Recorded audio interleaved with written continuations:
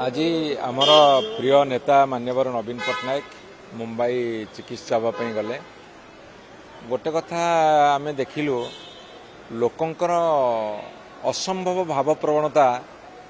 नवीन साथ जोड़ी होकर अच्छी हजार हजार संख्यार लोक छुट्टी आसिले जे नवीन को टे देखा करूँ एवं यह कामना करूँ से शीघ्र सुस्थ होगी फेरी आसतु एवं एडवांस टेक्नोलोजी सब अच्छी आउ से जहाँ सर्विकल आर्थराइटिस प्रॉब्लम अच्छी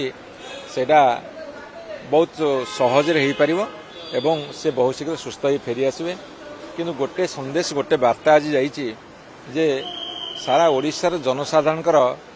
भाव प्रवणता भावावेग नवीन साथ जोड़ी होकर अच्छी नहीं नवीन साथ जो भाव प्रवणता अच्छी मत लगुच आउ का सतरे ना ओडिशार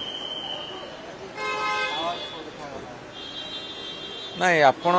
एटा भाव प्रवणतार कथा कहतु भावावेगर कथा कहतु भावोच्छ्वासर कथा कहतु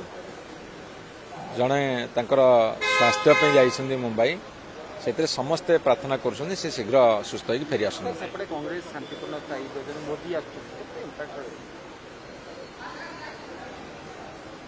कथा हूँ प्रतिश्रुति पालन कले